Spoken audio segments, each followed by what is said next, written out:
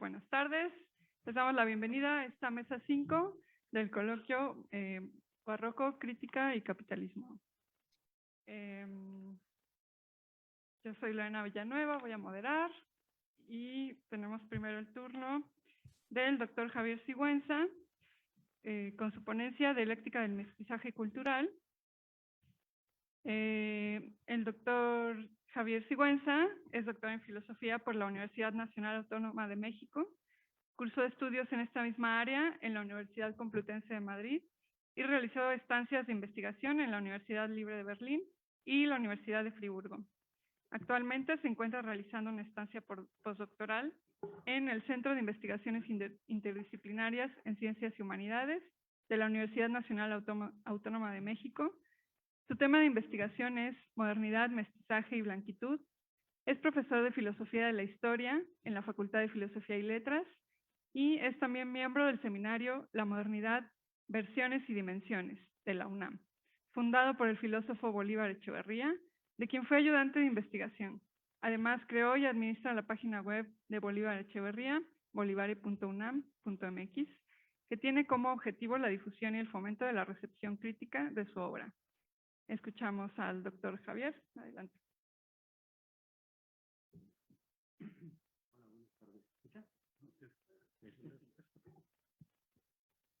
Hola, buenas tardes. Se escucha ahora sí, ¿no? Bien. Primero que nada, agradecer la amable invitación a los organizadores de este coloquio, particularmente al doctor Carlos Oliva, y que yo acepté pues con mucho gusto, en parte porque le he dedicado buena parte de mi investigación a la obra del filósofo latinoamericano Bolívar Echeverría, y por otra parte porque además pues poco a poco el doctor Carlos Oliva y su grupo han ido conformando un espacio de discusión en torno a la obra de Echeverría y otros temas adyacentes que me parece empieza a rendir bastantes frutos, ¿no? Entonces, yo he titulado a mi participación Dialéctica del Mestizaje Cultural y me gustaría hablar un poco acerca no solamente de esta temática, sino de la figura misma de Bolívar Echeverría. Traje un manuscrito, espero poder pegarme un poco de él para poder hablar un poco más libremente, pero para no extraviarme voy a empezar leyendo, ¿no? Entonces, como es conocido, Bolívar Echeverría fue un intelectual que perteneció a la izquierda radical, formado en el movimiento estudiantil de los años 60 en Berlín, los debates en torno a la descolonización del tercer mundo, el acontecimiento de la Revolución Cubana y el surgimiento del movimiento negro en los Estados Unidos. Este periodo histórico fue percibido por Echeverría y su generación como una nueva época de actualidad de la revolución, como le gustaba llamarlo a partir del filósofo George Lukács. Sin embargo, este espacio de tiempo también estuvo acompañado de la larga noche de las dictaduras militares en América Latina, el horror que suscitó el antisemitismo nazi entre los jóvenes de Alemania en los años 60, la guerra de Vietnam, la represión contra el movimiento de la juventud y más tarde la caída del muro de Berlín. Después de la represión y la derrota del movimiento estudiantil de 1968, señala o recuerda Echeverría, este periodo empezó a percibirse como la época del desencanto y de la desilusión, que terminó por mostrar que nada hay de realista en pedir lo imposible, y por tanto, un tiempo en el que la noción de revolución acabó en el panteón de las ideologías. Pero si bien es cierto que, como afirmó Octavio Paz, el mito de revolución ha muerto y ha muerto de muerte natural, Echeverría se mostró profundamente insatisfecho con esta afirmación celebratoria del poeta y advierte que no es lo mismo el mito de la revolución que la idea de revolución. Es decir, que si bien es cierto que después del 68 y más tarde con la caída del muro, el mito de la revolución entró en una crisis profunda e irreversible, ese último acontecimiento histórico abrió la posibilidad de liberar a la revolución hacia una idea más acorde con ella misma. Esto lo escribe Bolívar Echeverría en diversos pasajes de su obra. Me parece importante subrayarlo para posteriormente retomarlo en mi cierre de esta participación.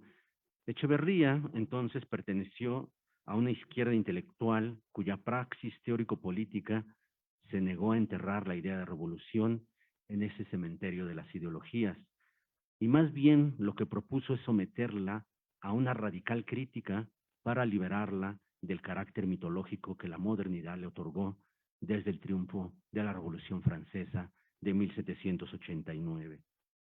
En este sentido, la producción teórica de Echeverría, como él mismo en algún momento reflexionó en 1984, constituye un esfuerzo por dotar de insumos teóricos a la izquierda revolucionaria, con la que siempre se identificó y sobre la cual reflexionó en prácticamente toda su obra.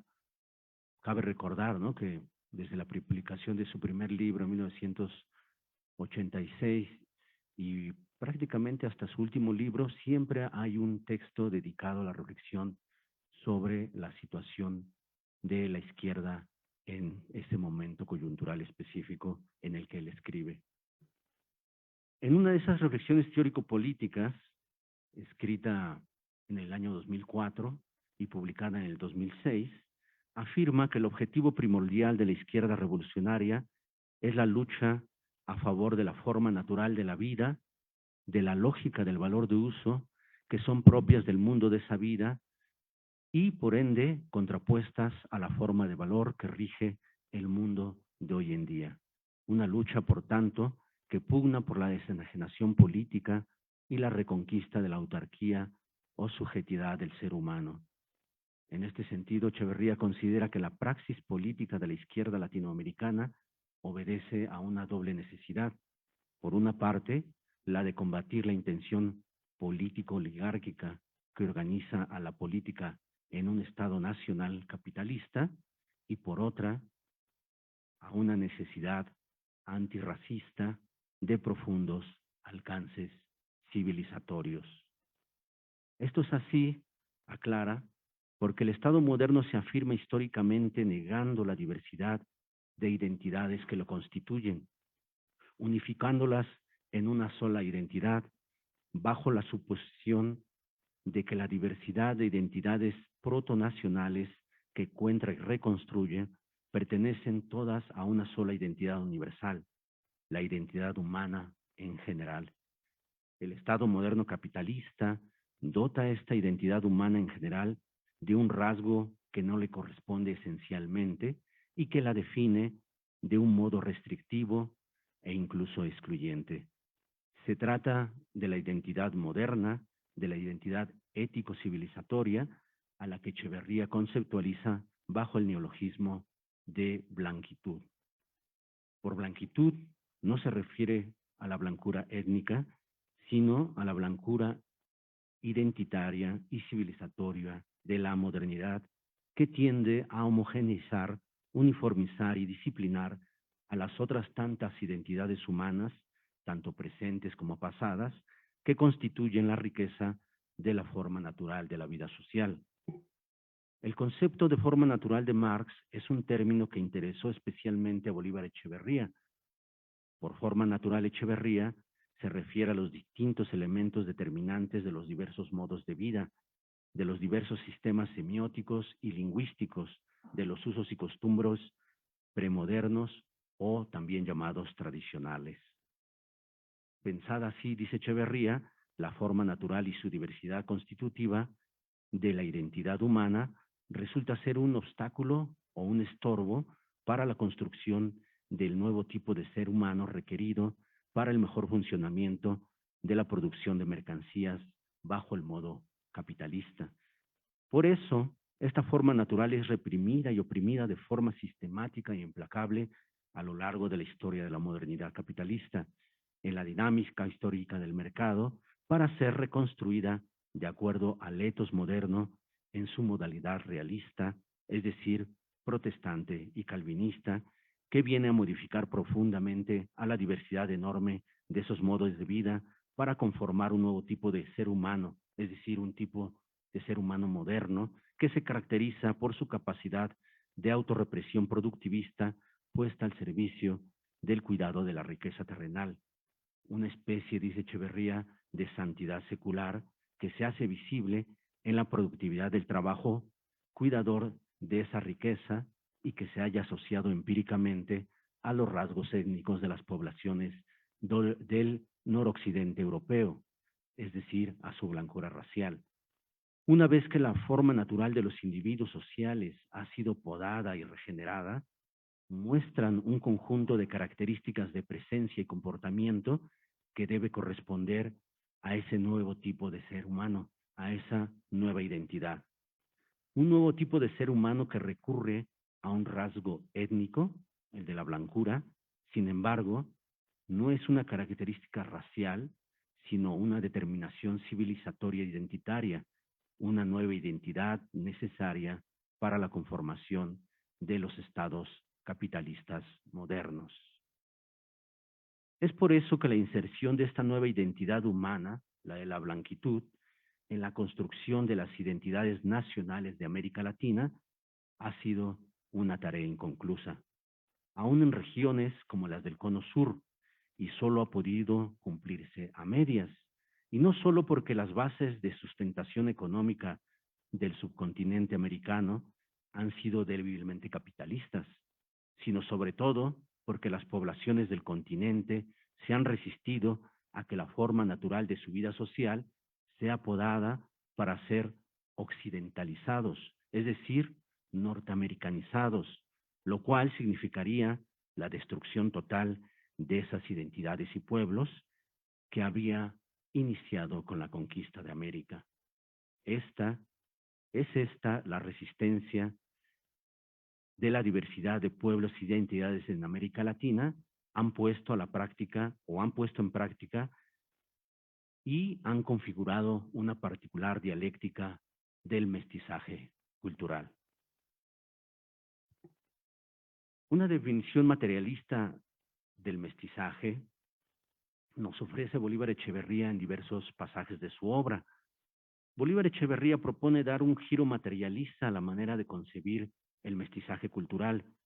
Primero, apunta una crítica a la ideología del nacionalismo latinoamericano que se empeña en construir una identidad artificial única o uniforme para la nación estatal y que conforma una representación conciliadora del mestizaje protegida contra toda reminiscencia de conflicto o de desgarramiento y negadora, por tanto, de la realidad del mestizaje en el que está inmersa la parte más vital de la sociedad en América Latina.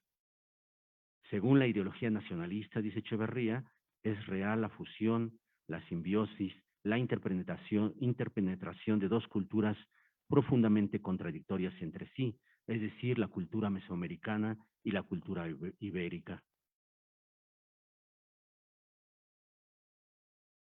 Particularmente ahí, Echeverría realiza una reflexión que en términos de Braudel podríamos llamar de muy larga duración, en la que quizás se clarifica por qué estas dos culturas o civilizaciones son contrapuestas, si es que uno se pregunta, ¿no?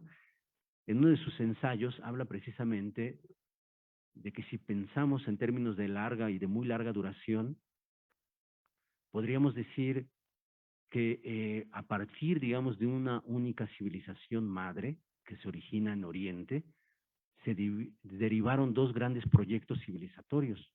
Uno, por así decirlo, más conocido, el de Occidente, ¿no?, que es capaz, dice Echeverría, de desplegarse, y en ese despliegue es capaz de separar, digamos, de su vida social la relación que tiene con la naturaleza, ¿no?, y el otro, el proyecto que se despliega desde Oriente hacia el Oriente americano y en el cual se diversifica, ¿no?, la particular manera, ¿no?, de construir un proyecto civilizatorio que en vez, digamos, de separar esa relación de lo humano con la naturaleza, más bien lo que hace es cultivarlo y diversificarlo.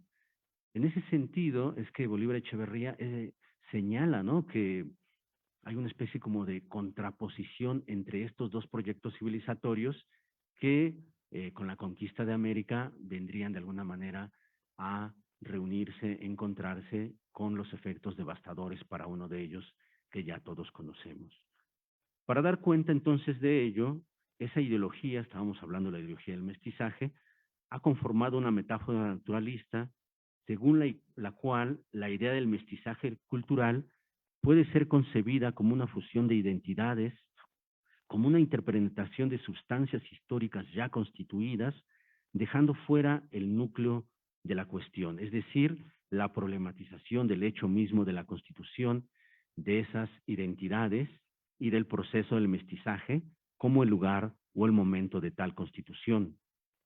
La metáfora naturalista, dice Echeverría, describe el hecho de tres maneras, como una mezcla de emulsiones o rasgos de una identidad que son heterogéneos, que sin alterarlos les daría una apariencia diferente, como el injerto de una parte de una identidad en el todo de otra, que alteraría de manera transitoria y restringida los rasgos del primero, y tres, como el cruce genético de una identidad cultural con otra, que traería consigo una combinación general o irreversible de las cualidades de ambas. Estas tres formas describen exteriormente el fenómeno del mestizaje como un proceso que afecta al objeto descrito, pero en el que éste no interviene. Es decir, se cosifica a los sujetos cuando son ellos los que construyen precisamente sus sociedades y su historia. En cambio, Echeverría propone comprender de forma inmanente el fenómeno del mestizaje, es decir, en su interioridad, como un acontecer histórico en el que la consistencia misma de lo escrito se encuentra en juego. Echeverría juzga entonces necesario abandonar la perspectiva naturalista e introduce en la reflexión una nueva perspectiva. Es decir, se trata de dejar de concebir la identidad cultural como una sustancia y verla como un estado de código, es decir, pensada en términos lingüísticos, como una peculiar configuración transitoria de la subcodificación que vuelve usable, hablable a dicho código. Entonces, tal identidad se muestra como una entidad histórica que al mismo tiempo que determina los comportamientos de los sujetos que la usan o hablan, están simultáneamente siendo hecha, transformada y modificada por ellos. Desde esta perspectiva, define el mestizaje como el modo natural de las culturas, aludiendo al concepto de forma natural de Marx, que no puede explicarse ni bajo la figura química, que lo ve como una yuxtaposición de cualidades de dos o más identidades culturales, ni en la figura biológica, que lo concibe como una combinación de las mismas. Se trata más bien de un proceso semiótico y por lo tanto histórico, el cual denomina bajo el neologismo de codigofagia. Aquí quisiera citar un poquito largamente Echeverría, me parece bastante interesante e importante señalar algunas cosas. Dice, las subcodificaciones o configuraciones singulares y concretas del código de lo humano, es decir, la diversidad de lenguas, no parecen tener otra manera de coexistir entre sí que no sea la de devorarse las unas a las otras, la de golpear destructivamente en el centro de simbolización constitutivo de la que tienen enfrente y apropiarse e integrar en sí, sometiéndose a sí mismas a una alteración esencial, los restos aún vivos que quedan de ella después. Esto me parece puede vincularse muy bien a las reflexiones de Horkheimer y Adorno en torno a la dialéctica de la ilustración, cuando precisamente ellos hablan de que la autoafirmación humana puede avanzar por dos vías. Una de ellas es esta que está señalando Echeverría, es decir, es aquella que se lleva a cabo como negación muchas veces destructora del otro. Y esto está también implícito en el proceso del mestizaje cultural. Desde una perspectiva teórico-crítica de la cultura, nos recuerda que para Lévi-Strauss la idea de cultura tiene que ver con la idea de que todo mundo cultural es un mundo cerrado en sí mismo, que plantea como condición de su vigencia la impenetrabilidad de su código. Entonces, parece que todo código cultural no solo se basta a sí mismo, sino que cualquier otro le resulta incompatible e incluso hostil. Desde esta perspectiva abstracta, reflexiona Echeverría, no habría posibilidad de un diálogo entre culturas, sino que éstas tenderían a darse las espaldas unas a las otras. Sin embargo, desde una perspectiva histórico-concreta, la vida de las culturas han consistido siempre en procesos de invencación, de entrecruzamiento, de intercambio de elementos de los distintos subcódigos que marcan sus diferentes identidades. Estos procesos, por supuesto, no han sido armónicos, sino extraordinarios y bruscos, conflictivos y traumáticos, resultados muchas veces de respuestas a situaciones límites, pero también han sido procesos cotidianos y pacientes. En este sentido, la historia de la cultura puede ser vista como la historia del mestizaje, en la cual la interpretación de códigos en el modo de vida de la cultura. Recordemos aquí la definición de Bolívar Echeverría de cultura como el momento autocrítico de la reproducción que un grupo humano determinado en una circunstancia histórica determinada hace de su singularidad concreta. Es el momento dialéctico del cultivo de su identidad. Esto corresponde, ¿no?, con la descripción de Claude Lévi-Strauss. Es decir, la cultura no quiere decir solo resguardo, conservación o defensa de una identidad, sino sobre todo cultivo crítico de la misma.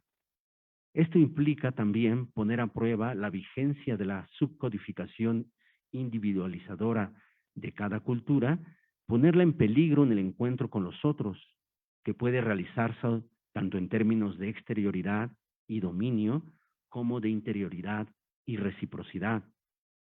La reproducción de la mismidad es una puesta en juego, una de- y resubstancialización constante del sujeto social.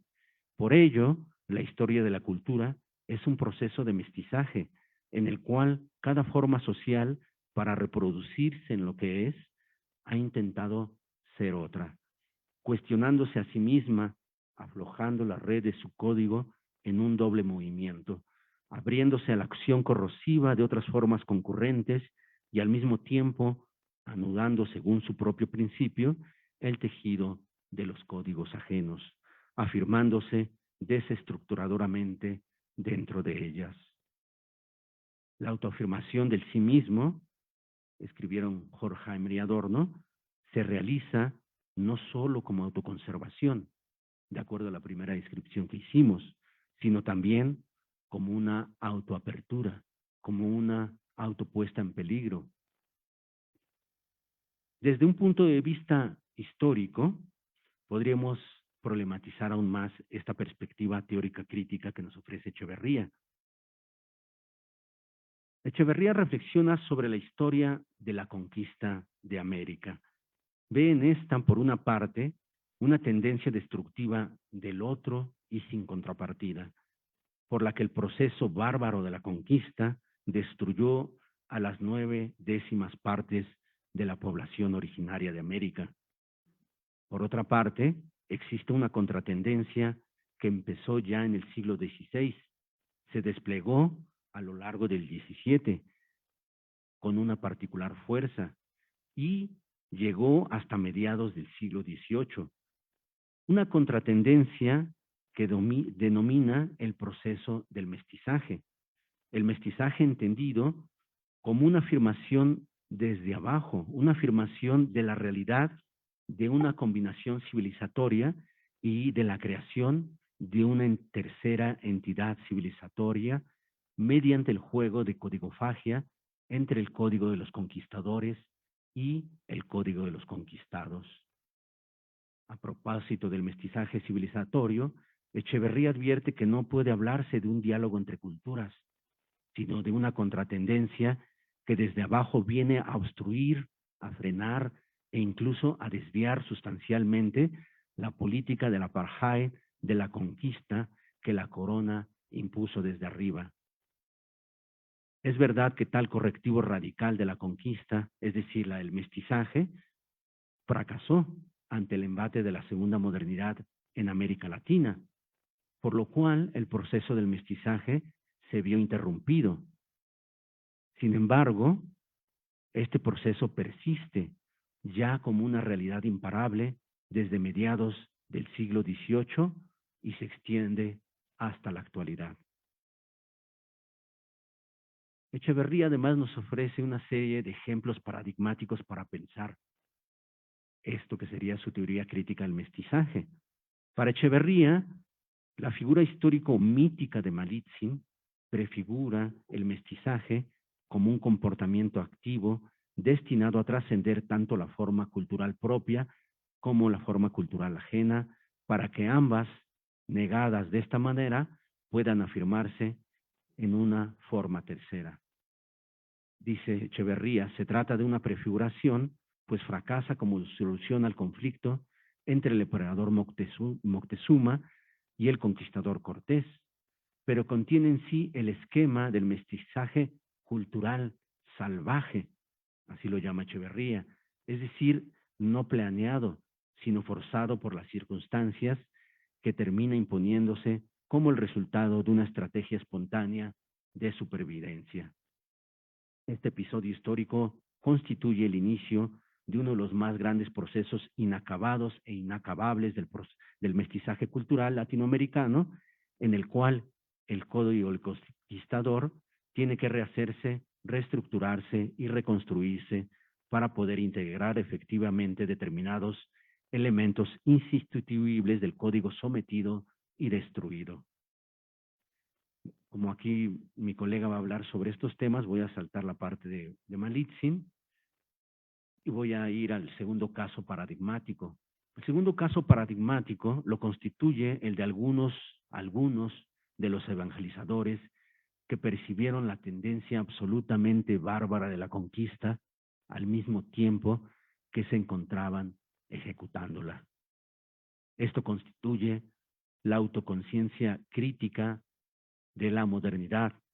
Tal es el caso de los franciscanos del siglo XVI, para los cuales los americanos no solo eran seres humanos plenos, sino que incluso tenían la misma jerarquía ontológica e incluso una jerarquía moral mayor que la de los conquistadores. Según Echeverría, eso abrió la posibilidad de un diálogo, de una mixtura y de una simbiosis, de un enriquecimiento mutuo de su propia forma civilizatoria y la de los otros. Algo semejante ocurrió con la Compañía de Jesús en América, en la que ve paradójicamente un proyecto civilizatorio moderno y al mismo tiempo católico. Este proyecto fue decisivo tanto para la vida material y práctica como para la dimensión simbólica y discursiva de América Latina. Echeverría afirma que el proyecto histórico espontáneo de la vida social del siglo XVII no consiste en prolongar, continuar o expandir la historia europea, sino de recomenzar, es decir, cortar y reanudar la historia de Europa y rehacer su civilización al modo americano. Esto es, se trata de una variación de esa historia, no se trata de una variación de esa historia, sino de una metamorfosis completa, una redefinición de esa elección civilizatoria occidental, sin dejar de subrayar el carácter catastrófico, desastroso y sin compensación de la destrucción de la civilización prehispánica y de sus culturas. Echeverría señala al mismo tiempo que la puesta en práctica de ciertas utopías renacentistas, emprendida por la Compañía de Jesús, supone el intento de construir sociedades híbridas, sincréticas, y convertir así el sangriento encuentro de dos mundos en una oportunidad de salvación recíproca para ambos. Esto hace que el siglo XVI americano haya sido tan determinante en el proceso modernización de la civilización europea, pues le ofreció a esta la experiencia temprana de que la occidentalización del mundo no puede pasar por la destrucción de lo no occidental. Tanto o más determinante que el papel histórico de los jesuitas es el de los pueblos originarios de América, que a decir de Echeverría, en una situación brutalmente represiva, tuvieron que desarrollar una determinada estrategia del mestizaje, integrando muchos elementos de la civilización occidental, entre ellos el elemento religioso. A este proceso que los lleva a incorporar la mitología cristiana a sus propias mitologías, Echeverría lo llama el mestizaje de las formas religiosas. ¿Cómo vamos de tiempo?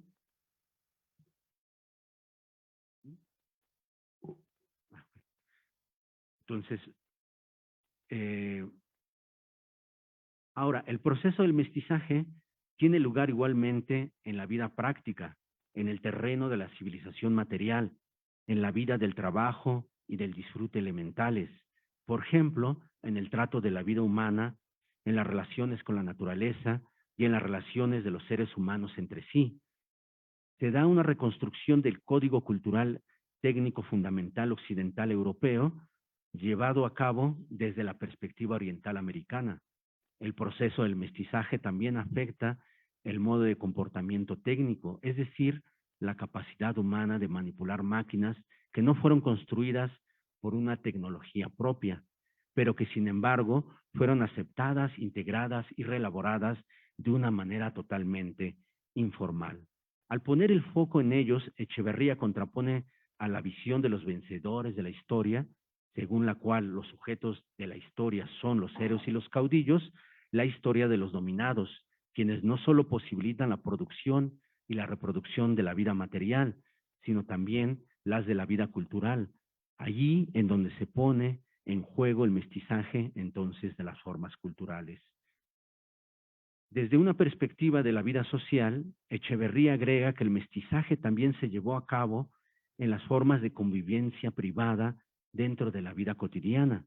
En este plano se dio una alteración sustancial en el trato entre hombres y mujeres, tanto como entre hombres y hombres. Por ejemplo, bajo las relaciones maritales, consagradas por la Iglesia y protegidas por el Estado, se ocultaba una normatividad de penumbra, cuyos contenidos eran sumamente laxos o permisivos respecto del género, la raza, la edad o la clase social de los convivientes, y en los cuales se prolongaba ciertos elementos indígenas y africanos. Tal alteración pone en juego el mestizaje cultural que por una parte constituye una resistencia y una impugnación prácticas de la moral establecida por la corona española y por la otra va transformando los usos y costumbres y las relaciones de parentesco en la América española y lusitana de un modo que transgrede los límites de la legalidad establecida y esboza una legalidad alternativa, subterránea, mucho más moderna que aquella. En este sentido, Echeverría le da todo un vuelo utópico y emancipatorio al concepto de mestizaje en clave histórico-crítica, retomando la figura histórico-mítica de Malitzin, y considera que ella había propuesto una particular respuesta a la problema de la identidad social concreta en medio del proceso de universalización del humano. Nada más concluyo con unas consideraciones finales. Muy probablemente, y a pesar de mi exposición, el escucha se siga preguntando por qué hacer uso de un concepto tan cargado ideológicamente como lo es el concepto de mestizaje.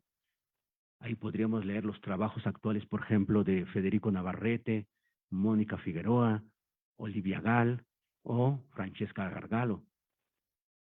Me parece que esto tiene una respuesta en la particular manera de filosofar y de pensar de Bolívar Echeverría. Hay que recordar aquí que pensar dialécticamente, diría Adorno, consiste en no obedecer las reglas del juego de la conciencia cosificada, sino en diluir las formas conceptuales reificadas.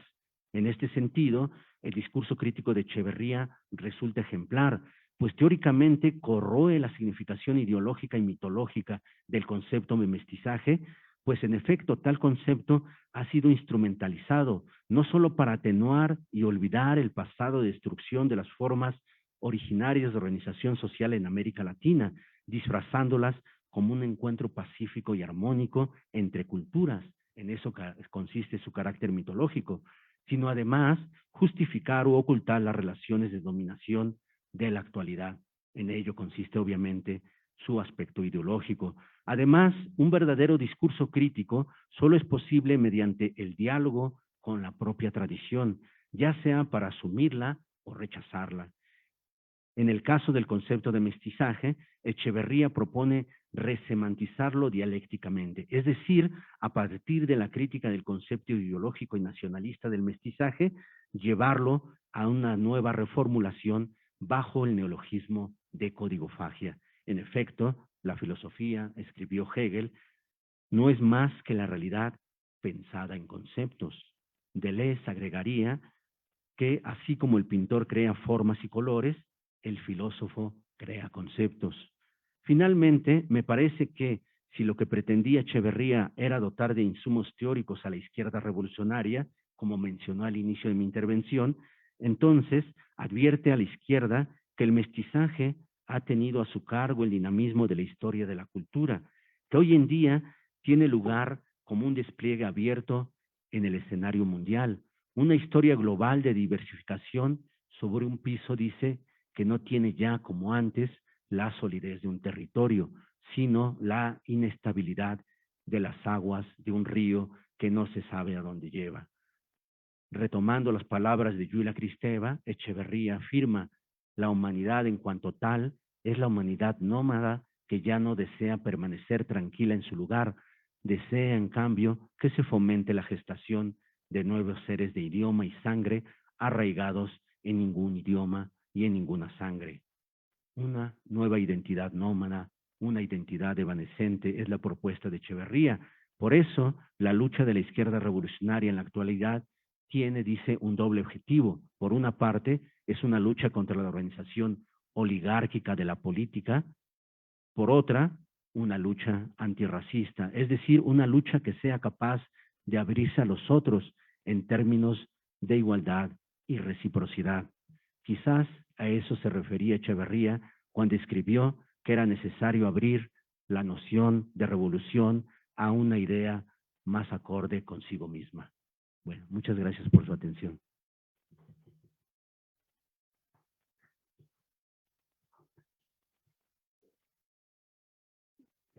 Muchas gracias, doc Javier.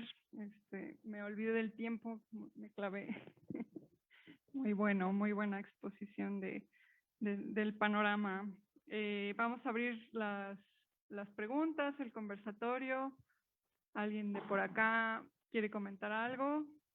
En lo que recibimos los comentarios por el Zoom, en línea.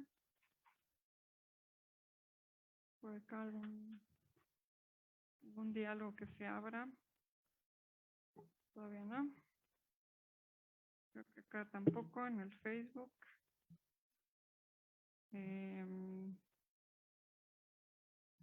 A ver, aquí creo que hay una. No, tampoco hay nada en el Facebook. Bueno, yo sí podría hacerte alguna pregunta. Me quedé pensando, bueno, sí, esto de la codigofagia, pues me remite a esta distinción entre la antropofagia y el canibalismo, ¿no? Entonces, pensaba como si en tiempos de Echeverría, bueno, no alcanzó a ver lo que ocurre en la actualidad, o la dimensión actual, donde tal vez el capitalismo ya está canibalizando también lo nomádico, ¿no? Entonces, ¿qué piensas de eso? ¿Está canibalizando qué? Pues sí, lo nomádico, las identidades también nómadas o flexibles, ¿no? O sea, parece que Bolívar Echeverría se plantea esto como la apertura de lo heterogéneo, ¿no? Pero como en la actualidad, ya en la posmodernidad, si podemos llamar así, el capitalismo también canibaliza eso, ¿no? Sí, pues yo creo que sí lo problematiza cuando precisamente se refiere críticamente a esa metáfora naturalista, ¿no? Del mestizaje. que ha sido usada e instrumentalizada por la ideología del nacionalismo latinoamericano y que precisamente pretende presentar, ¿no?, ese conflicto irresuelto como una resolución armónica. O sea, el mestizaje lo que hace es atenuar el conflicto. Y algo semejante podríamos decir muy probablemente de estas tendencias como las llamas, ¿no?, del llamado o mal llamado posmodernismo, ¿no?, en las cuales, pues de alguna manera, toda esta aparente reconocimiento, ¿no?, de la multiculturalidad o de las culturas diversas, es un reconocimiento, podríamos decir, hasta cierto punto ilusorio, porque lo que argumentaría Echeverría precisamente es que hay una tendencia que tiende a homogenizar toda identidad humana, ¿no?, para hacerla funcional al capital, e incluso bajo esa aparente diversidad. Entonces, en ese sentido, creo que sí habría una respuesta ya de Echeverría a un problema que es muy actual. De hecho, me atrevería a decir algo más. Me parece que Echeverría se adelanta a su tiempo, porque ahora que se discute bastante esto dentro del ámbito de los llamados estudios postcoloniales y decoloniales, Echeverría en realidad ya venía trabajando esto desde los años 90 y probablemente antes, ¿no? Entonces, creo que en ese sentido, sin renunciar, digamos, a la crítica de la economía política, Bolívar Echeverría se plantea alguna de las grandes cuestiones de nuestro propio tiempo, como esta que señalas, ¿no? Sobre capitalizar la diferencia también, ¿no? Porque tampoco conviene mucho un sistema tan homogéneo, o sea, quizás también esa homogeneidad no es tan real, ¿no? O algo así. O sea, como que hacer este juego con lo heterogéneo permite de algún modo movilizar también el capital, ¿no? Pues sí. Uh-huh. Así como acá la identidad igual sirve para separar como para disentir, ¿no? O para la resistencia. Entonces, sí. Bueno, un poco lo que he expuesto también tiene que ver con eso, ¿no? Que el aparente, por ejemplo, reconocimiento de la diversidad del Estado Nacional Capitalista en el caso de América Latina, tiene que ver con ese aparente reconocimiento de la diversidad, pero en realidad lo que nos dice Echeverría tiende más bien a negar toda diversidad, ¿no?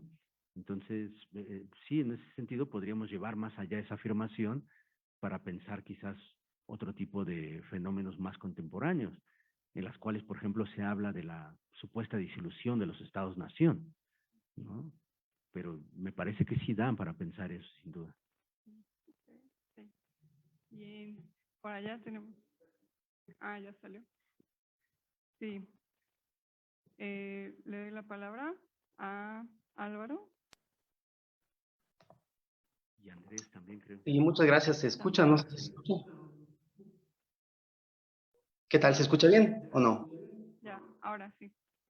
Ya, perfecto. Bueno, qué gusto, Javier, te felicito. Una muy clara exposición. Reconstruyes con mucha claridad, con mucha precisión, cómo Bolívar teorizó críticamente el mestizaje. Es un lujo escucharte. Y hay algo muy puntual que me surge a partir de escucharte, es lo siguiente, ¿no? Tú señalas con claridad, ¿no? Y conocemos, Bolívar reconoció estos dos casos paradigmáticos, como tú dices bien, de Malintzin y de ciertos evangelizadores que, digamos, articularon por primera vez históricamente esta forma de mestizaje desde abajo, ¿no? Esta reinvención de Europa en América desde abajo, ¿verdad? Y esto se despliega con intensidad, con amplitud, desde la población derrotada tras la conquista a lo largo de lo que Bolívar Echeverría denominó el largo siglo XVII, el largo siglo barroco, ¿no? Ahora bien, tú señalaste algo que me parece interesante y se me escapa entre la riqueza de la obra de Bolívar. Señalaste también que entre los evangelizadores que habrían articulado esta forma de código fagia estarían también los franciscanos del siglo XVI. Eso me parece interesante. Lo que hemos pensado mucho es más bien el papel de los jesuitas, etc.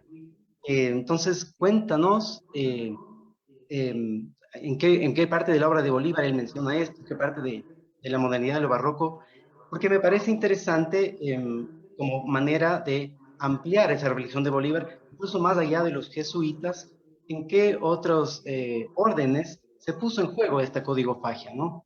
Y dentro de esto también, y esto es un comentario suelto, lo seguiremos conversando por otros canales, pienso también que puede ser interesante pensar el papel que pudieron tener los judíos sefarditas, ¿m? Exiliados después de la expulsión de la península ibérica, que vinieron clandestinamente a América, ¿no?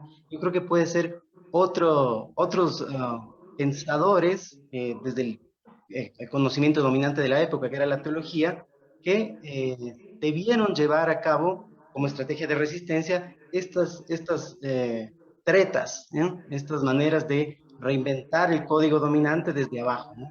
Entonces, no sé, también un pequeño comentario, aunque bueno, es otro ámbito, pero quiero dialogar contigo en el sentido de ir más allá de los jesuitas. Tú haces este apunte del papel que también tuvieron los franciscanos antes de los jesuitas, y te digo, no sé cómo, qué te parece, cómo le ves como idea, como ámbito de reflexión, el papel de los judíos sefarditas, ¿no? La primera migración de estos judíos parias, ¿no? Escondidos, los marranos, ¿no es cierto?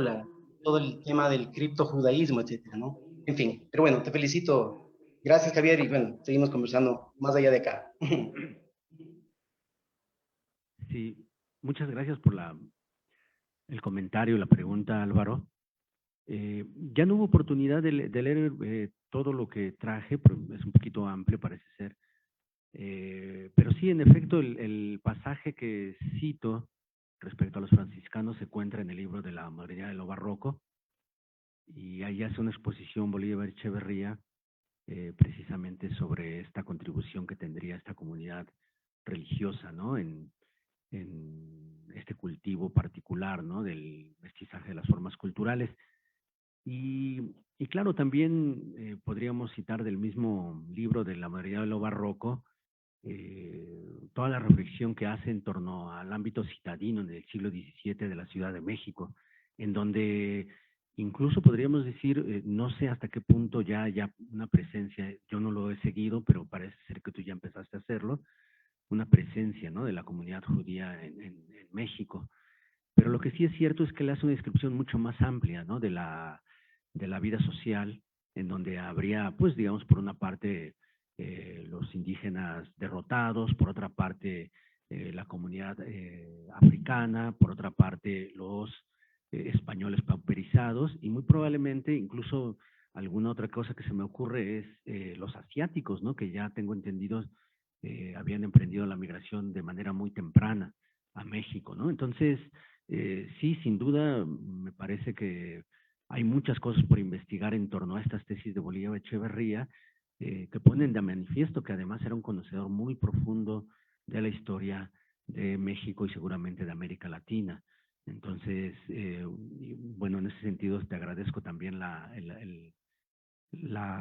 pista, ¿no? Para seguir este tipo de migraciones que seguramente fueron bastante amplias y diversas, ¿no?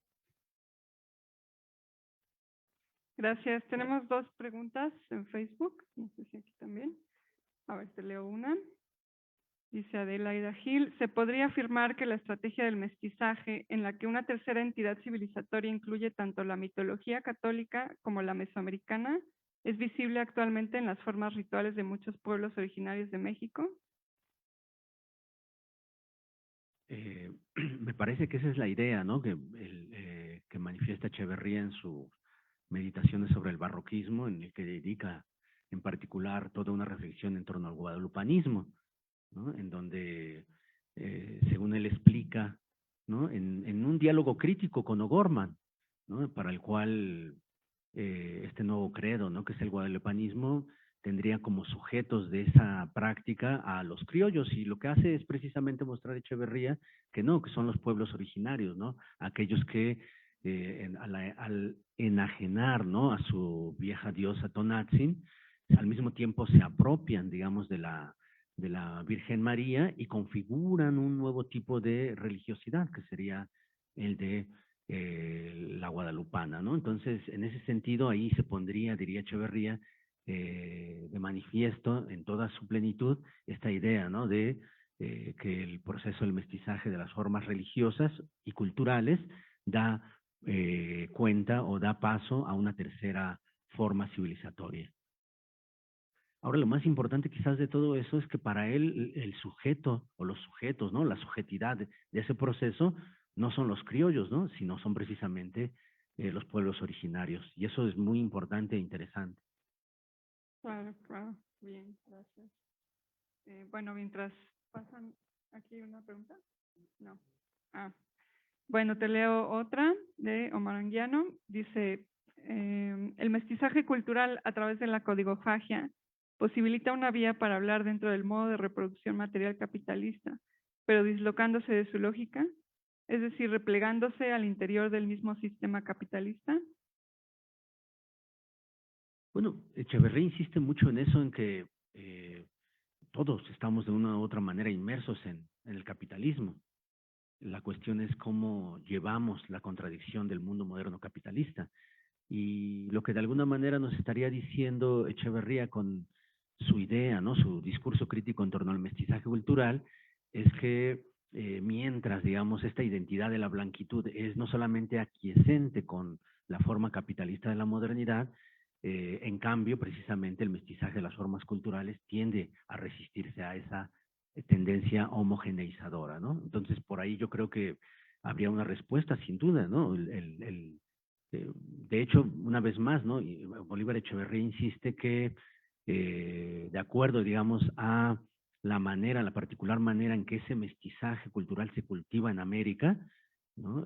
También se configura un tipo de modernidad alternativa, aunque advierte, ¿no? O sea, no es que sea un modelo para una modernidad alternativa ya aquí y ahora. Entonces, dice, aunque esa modernidad alternativa ha surgido de forma reprimida, clandestina, silenciosa, ¿no? Entonces, en ese sentido, en algún otro momento dice, bueno, pero también eso, ¿no? Aunque no es un modelo para la complejidad de un mundo como en el cual vivimos, nos puede ayudar a imaginar otro mundo posible, ¿no? Ese tipo de prácticas. Eso es lo que él, por eso le importa mucho revisar la historia, ¿no? Un poco en sentido benjaminiano, yo me parece. De acuerdo, bien, gracias. Vamos a pasar a escuchar al doctor Alejandro Viveros. Él es doctor en estudios latinoamericanos, magíster y licenciado en filosofía por la Universidad de Chile. Sus publicaciones abordan el estudio de la filosofía política en el mundo colonial latinoamericano, especialmente en las crónicas indígenas novohispanas y andinas. Ha realizado estancias de investigación en la Universidad Nacional Autónoma de México, la Universidad de Antioquia, la Universidad de Brown, la Universidad de Potsdam y el Instituto Iberoamericano de Berlín. Es investigador responsable del proyecto Anit Fondesit Regular, Códices, Crónicas y Palimpsestos, reflexiones filosófico-políticas en las traducciones culturales de indios letrados en el mundo cultural novohispano, 1552-1692. Actualmente es académico del Instituto de Estudios Humanísticos Juan Ignacio Molina de la Universidad de Talca. Adelante con su ponencia en torno a los sentidos de Malitzin. Bueno, muchas gracias a la organización, los nuevos amigos, los viejos amigos. Es simplemente emocionante volver a la UNAM y tratar de hablar de un tema que a mí me apasiona, porque agarra el ámbito que mezcla la teoría con, como ha dicho bien Javier, bajar esto, historizar y anclar. Y claro, el caso que tengo que leer, o sea, que traje para leer, eso es probablemente uno de los clásicos, ¿no es cierto?, de Malitzin. Y he querido darme el tiempo de reflexionar sobre un tema del cual ya tenía algo escrito y poner todo aquello que no pude poner en ese artículo que escribí hace 2 años en esta presentación. Entonces, la idea es presentar Malitzin, o esta problematización en torno a los sentidos de Malitzin, a través de 3, y aquí el método de Julián Marías, ¿no es cierto?, el rodeo concéntrico, el método de Jericó, como digo. Quiero montar 3 rodeos, uno que hable sobre el problema del qué significa Malitzin, de dónde viene. Creo que eso no está completamente resuelto.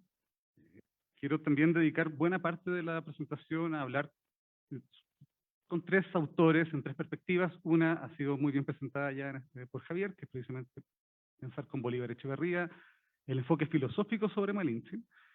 Y a lo cual quiero agregar precisamente el trabajo de mi amigo Federico Navarrete y de Jason Aguilar, como contrapuntos, que van desde la historia o la cosmohistoria, como le gusta decir a Federico, y el enfoque indígena y de género que nos da Yasna Aguilar.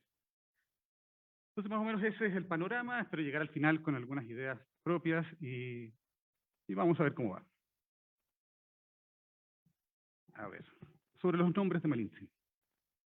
Brevemente quiero iniciar este análisis dando cuenta de algunas aclaraciones sobre Malintzin. Bien conocida su presencia junto a Hernán Cortés desde 1519, sin embargo, poco se sabe a ciencia cierta sobre su vida anterior. Algo que podemos afirmar es que no se conoce fehacientemente su nombre previo al encuentro con Cortés, lo que nos permite persistir en una aproximación aún abierta, y no solo biográfica sobre su figura. No obstante, el tema biográfico yo lo rescato y les recomiendo mucho leer el texto de Camila Townsend, pues vale la pena, es un enfoque. Por ello, una entrada que se centre en el término, en la palabra Malintzin y sus sentidos en lengua náhuatl. Entonces, quizás una de las investigadoras más importantes que tiene la UNAM, Berenice Alcántara, ¿no es cierto?, ha identificado, bueno, ella afirma que es muy probable que se conociera inicialmente a Malintzin como Marina, y que al no tener el fonema, o la letra, ¿no es cierto?, R en lengua náhuatl, se transformó en Malina. El término Malintzin, a través de la añadidura del sufijo honorífico sin, que indica que es una persona de respeto, como en el castellano no existía este fonema, los españoles terminaron diciendo ch, y ahí aparece el término Malinche. Esta transformación o deformación del término de ida y vuelta funciona como apuntalamiento para las interpretaciones posteriores en torno al nombre, y este es otro que aparece que es Malinali. En este respecto, otras de las interpretaciones sobre el origen del término Malintzin sostiene que proviene de la aglutinación, precisamente del sustantivo Mali y el honorífico Sin,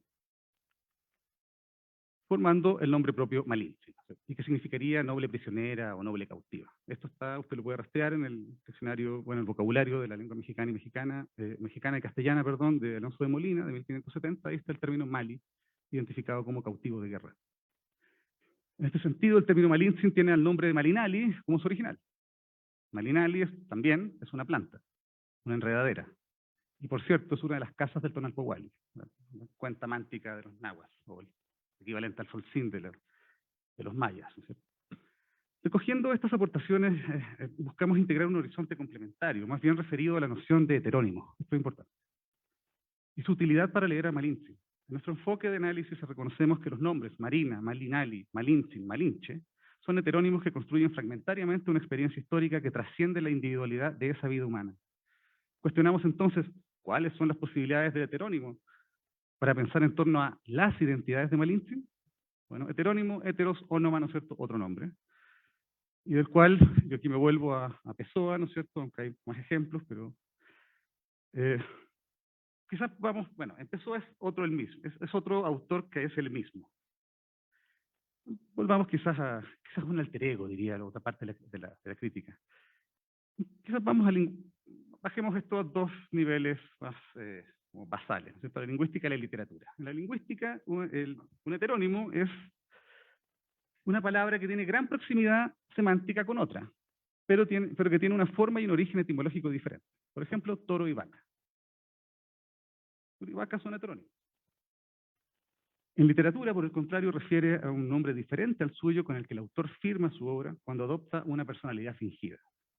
Por ejemplo, Alberto Caeiro, Ricardo Raes y Álvaro Campos son heterónimos de Fernando Pessoa. Nuevamente, ¿cuáles son las posibilidades para pensar en torno a las Malintzin? Usar el heterónimo como pivote conceptual nos permite volver sobre Malintzin soltando amarras y comprendiendo los elementos positivos en el camuflaje y la adaptabilidad, lo que implica comprenderla en su diversidad y multiplicidad. Serán las Malintzin entonces nuestra mejor manera de reflexionar sobre su figura como entre mundos o entre identidades, quizás parte de un multiverso, a los que nos gusta Marvel, aunque en todo esto lo que estamos buscando es un sentido relacional, porque es un eje también. No están separados, están relacionados. Precisamente cada uno de estos nombres nos muestra un universo que no funciona separado del otro. Eso sobre el nombre, o sobre el heterónimo. Sobre, el segundo apartado, sobre tres acercamientos relacionados con Malintzin. Y bueno, dedicaremos nuestra primera atención a Bolívar Echeverría, porque además es nuestro tótem, en este coloquio además lo hemos disfrutado bastante. Y claro, bien lo ha dicho Javier, esto nos saca de la discusión naturalista, genética, ¿no es cierto?, y nos lleva a la discusión semiótica, nos lleva a una definición, ¿no es cierto?, del mestizaje con apellido, cultural, en el cual, voy a parafrasear, el devorador, el dominador, y el devorado, el dominado, han tenido que jugarse su propia existencia en un ejercicio simultáneo de supervivencia, insisto en eso, simultáneo, y apropiación, y donde además este neologismo, ¿no es cierto?, el codigofagia, que es el equivalente o es el explicativo, sería bueno mantener esa idea que sale bastante en Bolívar Echeverría, que es tan obvia, pero no es menor, que es, efectivamente el término código funciona como un conjunto de signos historizados, y que además permiten algo que es un milagro, la comunicación.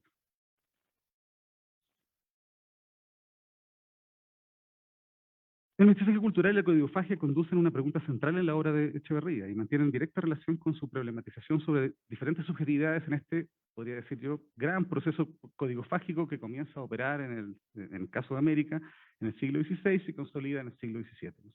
Particularmente, y esto es algo que se estuvo discutiendo ahora hace poquito, con la participación de, esto lo dice Bolívar Echeverría en La modernidad de lo barroco, más iguales, indios, mestizos, europeos pobres, afrodescendientes, esclavos, yo le agregaría olvidados todos. Consecuentemente, es posible pensar a Malintzin como una metáfora para todos estos agentes código-fágicos, voy a utilizar ese concepto. Es decir, aquellas subjetividades que se entrelazan y reconstruyen horizontes e identidades culturales. Es la capacidad lingüística o bien traductológica, más hincapié, de Malintzin aquello que la predispone a ser utilizada como ejemplo de la codigofagia y el mestizaje cultural. Ciertamente ella no es el único caso de traductores y lenguas indígenas que colaboraron en la conquista de Nuevo México, Andresillo, Felipillo y muchos más. No obstante, al remarcar el rol de Malintzin como arquetipo metafórico para el mestizaje cultural, Echeverría posiciona una lectura sobre el mundo colonial latinoamericano y denota su interés en buscar un grado de problematización siempre mayor y de carácter civilizatorio, en la cual la figura de una mujer es muy importante, como producto del encuentro-choque entre, bueno, entre europeos y nativos, o acaecido entre 1519 y 1521, releva el análisis de un proceso histórico-cultural en movimiento. La Malintzin de Echeverría se enmarca en una reflexión mayor, relacionada a una multiplicidad de ethos históricos, modos de vivencia e identidades culturales. En ella se presenta el inicio de una modernidad bifurcada, alternativa, que se compone de un ethos específico, un ethos barroco, desarrollado, ¿no es cierto?, durante 300 años en el mundo colonial latinoamericano. También estoy parafraseando en la modernidad de lo barroco. Pero pasemos a mi amigo Federico Navarrete, que tiene este librito Malintzin y tiene un par de textos más que me pregunta quién conquistó México, que me parecerían útiles porque precisamente se centran en la figura de Malintzin. Entonces Federico Navarrete estudia la figura de Malintzin desde trincheras más bien etnohistóricas y recientemente cosmohistóricas. Sus primeras problematizaciones abordan cómo los textos y materiales de producción indígena, en rigor tlaxcalteca, o más bien tlaxcalteca, se juega la continuidad de un relato que conduce a una construcción identitaria reivindicadora y victoriosa, a través de la imagen de Malintzin y principalmente de sus elementos culturales de intercambio, desencubriendo las relaciones de interdependencia y negociación que operan entre los horizontes culturales hispano e indígena, en este caso tlaxcalteca. Conjuntamente quisiéramos agregar que en ambos se expone abiertamente la alianza entre conquistadores e indígenas, consolidando una relación directa entre estos en términos de una resemantización identitaria, en términos de un concepto que ayer fue discutido, indios conquistadores o conquistadores indígenas. Aquí recomiendo revisar el trabajo de John Chucha, que es el mismo de Federico Navarrete, o el trabajo de Matthew Restal y Michelle Othai, que son libros que se pueden obtener aquí mismo en la Universidad Nacional Autónoma de México. Navarrete ha conducido la discusión en torno a la conquista de México fundamentalmente en la figura de Malintzin. En este respecto remarcamos su aporte porque vuelve a un cuestionamiento radical. ¿Quién conquistó México? Y con ello nos convida a evadir la interpretación tradicional y su visión colonialista, que, cito, no solo ignora la importancia de las alianzas, sino que también se vuelve incapaz de valorar el gran esfuerzo de adaptación, reinvención y creatividad de los indígenas y de los africanos. Cierro cita. Porque conlleva imponer una derrota desde el presente a sociedades indígenas, insisto, que siguen acá, que no fueron derrotadas en Tenochtitlan para la fiesta de San Hipólito. Y no lo han sido desde entonces, siguen con nosotros. Es plausible imaginar y reconstruir una historia que apenas comienza a ser visible. Hablamos de una historia de alianzas, intercambios, negociaciones, un mundo de seres complejos, identidades complementarias y aditivas, y una configuración social inmensamente diversa y renovadamente plural, en la que el concepto de conquista empieza a difuminarse y a perder el carácter tajante e irreversible, su verticalidad imaginaria. En su libro titulado Malinche, el que acabo de mostrar, Federico Navarrete profundiza en su figura en aras de establecer los modos de agencia y apropiación que ella realizó durante su acción como traductora e intérprete de Cortés. Las preguntas que guían su relato son estas, cito. ¿Quién es Malinche? Una mujer indígena cautiva al servicio de un poderoso y triunfante capitán que era el dueño verdadero del nombre. Una traductora poderosa cuya voz y rostro opacó al hombre en cuyo nombre hablaba. Los dos juntos, un ser complejo mesoamericano, un tipo de criatura que integraba de manera sorprendente e inesperada a ambos y les daba un poder inmenso. Cierro cita. Las modalidades de transferencia e intercambio en las cuales Malinche expone su experticia y agencia van desde lo lingüístico a lo corporal, cruzando desde la traducción hacia la interpretación, desde su figura histórica hacia su simbolismo en el México actual. El despliegue de las ideas tiene dos puntos de lucidez en su análisis que quisiera destacar. Por una parte, la relación sobre el proceso de traducción, comunicación en el cual Malinche es el axis mundi. Y por otra, las resonancias de una perspectiva que comprende a Malinche más allá del malinchismo en la cultura y la construcción nacional mexicana. En términos del proceso de traducción, Navarrete da lugar al flujo de información, el término que él utiliza, que controla Malinche y cómo desarrolla una traducción de mundos, que redirecciona una función interpretativa donde sus motivaciones son más bien parte del análisis. Aquí se distingue a una traductora infiel y atenta más bien a su condición de supervivencia, a su capacidad de establecer equívocos, dice Federico Navarrete, coincidencias parciales que permitieron construir acuerdos y conjugar voluntades. Imaginemos a Malinche tratando de traducir al náhuatl los conceptos diplomáticos de los europeos. Muy probablemente no tradujo solo palabras, sino que mucho más. Entre medio de esta idea, Navarrete posiciona a Malinche como traductora de la violencia, apuntando que a lo femenino como un horizonte que la envuelve, pero más bien la contiene, orientando hacia otros senderos o quizás otro tipo de violencia. Los mesoamericanos que se encontraron con Malinche, es decir, mayas, zempoaltecas, tlaxcaltecas, mexicas, texcocanos, etc., fueron capaces de asociar a Cortés con su figura, creando así al célebre Capitán Malinche, que es el que sale en Bernal Díaz del Castillo. Y profundizado ciertamente muy bien por Margot Glantz. El Capitán Malinche es una composición masculino-femenina en la cual quien habla siempre es Malinche. Un tópico importante en su análisis de Federico Navarrete es deslindar la figura de Malinche de la de Malinche. A propósito de la figura del Capitán Malinche, Navarrete identifica a Malinche sin la correspondencia a Cortés y como una identidad separada. La articulación de esta propuesta sostiene que, cito, al parecer, entre 1519 y 1521, muchos indígenas llamaron teteo, plural de teotl, a los españoles. Los teteo eran seres poderosos y caprichosos, amenazaban a los hombres y podían tomar forma de fieras devoradoras y seres agresivos. Por ello, cualquier diálogo, negociación o intercambio entre mesoamericanos y españoles estaba cargado de intimidación e incertidumbre. Cierro cita. En este contexto, Malinche no solo traduce palabras o verdades de una lengua a otra, sino que funciona como intermediaria de una identidad ambigua y agresiva. Por eso, para los mesoamericanos era fácil y tal vez tranquilizador atribuirle a ese rostro hermoso de la traductora y a sus palabras pronunciadas en aquel elegante náhuatl el poder controlar y desencadenar la violencia y destrucción de los recién llegados. Ejemplo de esto es la matanza de Cholula. O bien, la representación visual que hemos tratado en notas de mis publicaciones sobre el lienzo de Tlaxcala o la obra de Diego Muñoz Camargo, el cronista tlaxcalteca, que definen algunos elementos importantes para la caracterización de Malinche como traductora y mediadora no solo de palabras. Verbigracia, su vestimenta, el huipil, y su lugar en las diferentes escenas del lienzo de Tlaxcala.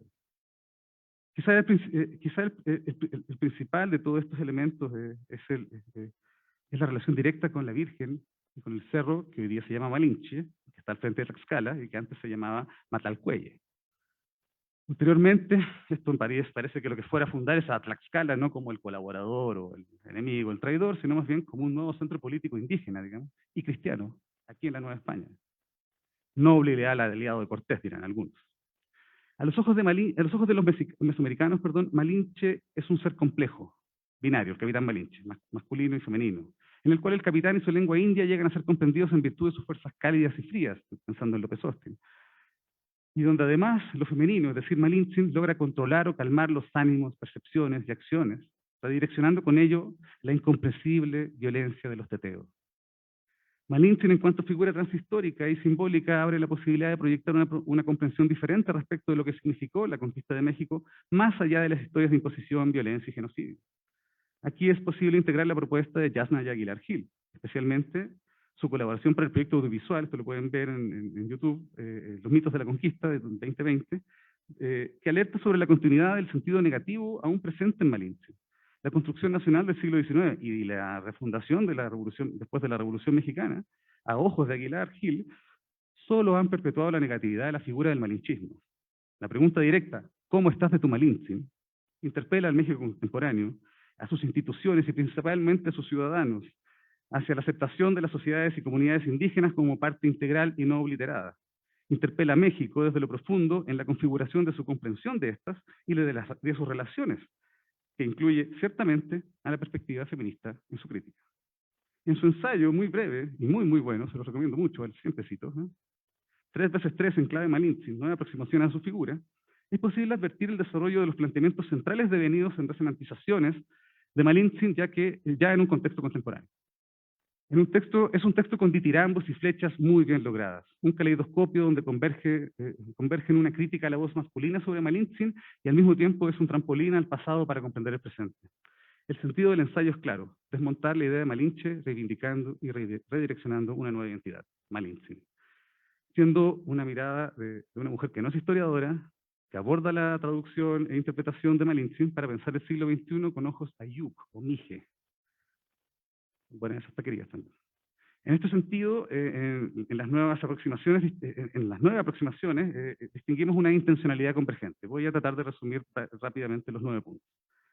El primer punto es la reflexión sobre el nombre, donde se afirma a Malintzin en tensión con Marina, debido a la imposición, y a Malinche debido al contenido y distorsión, el malinchismo. El segundo punto es una aproximación donde se expone, algo que hemos conversado en el almuerzo, la danza como texto, utilizando a las comunidades oaxaqueñas, habitantes de Los Ángeles, California, donde se baila la danza de la Malinche, hasta el día de hoy. La tercera aproximación retoma el lugar de Malintzin en la conquista, considerando su fundamental participación entre 1519 y 1521. Su lugar en la caída de Tenochtitlan es el resultado de un complicado tejido donde Malintzin entrelaza lenguas, sistemas de conocimiento y visiones de mundo. Cito, ella entendía los códigos de intercambio. El cuarto acercamiento remite a la traición, considerando su construcción como parte de la historia nacionalista.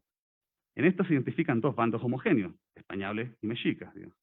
Una vez asignados los bandos, Malintzin y los aliados indígenas son asignados al bando español.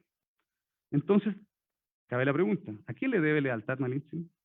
Claramente a sí misma, y no a los mexicas. ¿Por qué es entonces una traidora? Aquí nuestra autora explica la carga de la historia nacionalista, pues la tradición en rigor no existe, sino que se ha configurado a través de un prejuicio basado en estos dos bandos homogéneos. El quinto título es un término que está en Ayuk y que me va a costar decir, quizás alguien me corrige, que es Huac. No sé bien cómo leerlo, lamento, no sé Mije, no sé. Pero esta palabra significa en Ayuk el quien posee el idioma, o bien quien es abundante en idioma. Y se usa actualmente para quienes son intérpretes o quienes, aún en la misma lengua, llevan un mensaje. Mesoamérica es hogar de muchas lenguas, son sociedades multilingües y lo fueron mucho más. Por ello no es descabezado pensar a Malintzin como políglota o multilingüe. He aquí una propuesta que nos permite reparar también en un proyecto político, cultural, no integracionista. El sexto punto se titula Trama y Urdimbre. Aquí es uno de los capítulos preciosos. Se trata al huipil, que, como ha sido indicado, es parte del repertorio visual que evoca, por ejemplo, Malintzin dentro del lienzo de Tlaxcala, y donde además se identifica su estatus social. Por cierto, Malintzin nunca se vistió como española, eso es notable. El uso del huipil, incluso hoy, es una tradición en resistencia. Ergo, hay otras formas de expresión presentes en Malintzin. Les recomiendo mucho que lean ese capítulo porque en realidad lo que os habla Yasnaya Aguilar es cómo se quemaban los huipiles en ciertas comunidades a propósito de que era un tipo de uso que se quería restringir. Y cómo ha ido ganando y ha ido despertando, digamos, en los últimos años el uso del huipil por parte de las mujeres indígenas. El séptimo acercamiento nos habla del amor entre Cortés y Malintzin. Ahí se desmonta la falacia del amor romántico, que es precisamente el elemento basal de la ideología del mestizaje que estamos criticando. Por el contrario, el amor entre ella y el capitán no cruza por las instituciones, como el matrimonio, pero las reconoce. Malintzin en algún momento se transforma en Marina Jaramillo, ¿no es cierto? Y al mismo tiempo que hizo esta unión, cito a Aguilar Gil, le fue entregada en encomienda su antiguo lugar de nacimiento. Estratégico. La octava aproximación refiere a los intérpretes. Ahí el discurso que se interpreta está constantemente modelándose por la interacción misma. Los gestos también entran en un complejo proceso y pueden impactar el curso y naturaleza de un diálogo. En esa transferencia de valores culturales, o bien ejecutando el arte de estar en medio, Malintzin inaugura una larga tradición de interpretación y traducción entre el español y las lenguas indígenas. Muy importante. Que cruza luego por nahuatlatos y traductores culturales, paseurs, zonas de contacto, ladinos. Hay bastantes modelos para pensar esto. Tradición que hoy, dice esto es muy importante, está en manos de asociaciones y organizaciones sociales y comunitarias, aquí en México y particularmente en Estados Unidos, es el caso. El último y noveno apartado hace la gran pregunta, ¿Malintzin indígena? Buscando expresar una negociación de la categoría o nomenclatura indio o indígena, y sobre ello la de mujer indígena. La noción de indio remite a la clasificación de unidades sociopolíticas nativas, como por ejemplo la célebre República de Indios aplicada por el orden colonial hispano. Bajo la categoría de indio quedaron encapsulados no solo los pueblos mesoamericanos, y con ello su relación de subordinación o subalternidad. Ahora bien, Malintzin en su contexto no se entiende como india. La diferencia entre Pipiltín y Macehuales como categorías son claramente más admisibles en el tiempo en que le toca vivir a Malintzin. Pregunta más bien Yasna Aguilar Gil, ¿habrá escuchado la palabra india para referirse a ella? Todas las implicaciones y el desprecio con el que se usa frecuentemente esta palabra en la actualidad no podrían activarse hacia su persona. El uso del término indígena fue establecido por el Estado mexicano y por otros, a modo de reconocimiento jurídico y administrativo. Sin embargo, la culpa no la tiene el indio, o el indígena. Y esta categoría todavía conserva y replica su carga peyorativa y racista. Después de todo, ser indio o indígena no es un rasgo esencial de sus culturas, ni define tampoco su historia. Ser indio y ahora ser indígena es una posición política, indio dentro del sistema colonial e indígena dentro del Estado mexicano. Pero no es su esencia. Ulteriormente, llamar indígena o india a Malintzin acarrea e inscribe su figura en el marco de la subalternidad. Lo interesante es cómo, en términos de instrumento o órgano, en términos de las relaciones asimétricas con el Estado o con el orden colonial, estas mismas categorías pueden ser subvertidas o saboteadas, como me gusta decir antes. Es decir, las resistencias de estos pueblos usan el término indígena o indio mientras la opresión existe. Es estratégico. La conjunción de los tres acercamientos que he tratado de ver, esta beta filosófica, la beta cosmohistórica y la beta, digamos, traductológica, indígena y de género, ciertamente podríamos decir está un poco fuera de lo que son las lecturas tradicionales sobre Malintzin. Yo me quedo con el eje traductológico. Creo que ahí hay una beta que da lugar a una interpretación abierta, en movimientos, o bien nunca propiamente cerrada. Esto se complementa, ¿no es cierto?, quizás con este enfoque código-fágico y más todavía con el enfoque cosmohistórico, indígena y de género. La aportación de esa actualidad se cierra con la convergencia de estos elementos basales que, después de todo, riman entre ellos.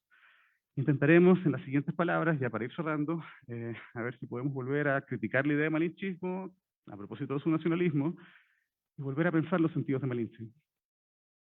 Entonces, unas ideas al final me llevan a decir, bueno, los derroteros de Malintzin, ya en el siglo XX, no pueden evadir sus antecedentes decimonónicos. La reconstrucción historiográfica realizada durante el siglo XIX define su lugar como traidora, ejemplo del colaboracionismo indígena.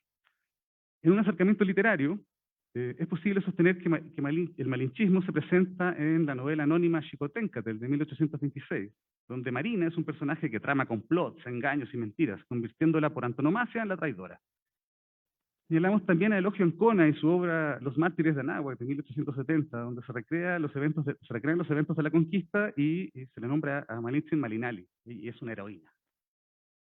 Finalmente voy a incluir a Doña Marina de 1883, obra de Irineo Paz, donde se subraya el hecho de tratarse de una mujer, infravalorando lo indígena y conduciendo un acto de amor que fundamenta su tradición. Esa novela es buena. En estos relatos se reconduce el imaginario de Malinche o Slash Malinche, donde esta vez el malinchismo cristaliza una narración que niega su lugar volviéndola un corolario de la célebre leyenda negra hispana en términos emancipatorios para el periodo decimonónico e identitarios y nacionales para el siglo XX. En este respecto sostenemos que el imaginario mexicano, en el imaginario mexicano, Malinche corresponde a una concepción negativa, misógena, traidora. Más acá del malinchismo queremos proponer ambos términos, Malinche y Malinche, en una tensión complementaria que explica buena parte de las interpretaciones que se realizaron durante el siglo XX. Ahora bien, vectorizar la figura de Malinche implica considerarla como un ejemplo de una identidad cultural en construcción, en movimiento, que evade el malinchismo y el imaginario nacionalista mexicano, y que, por el contrario, busca integrar los múltiples sentidos presentes en su figura.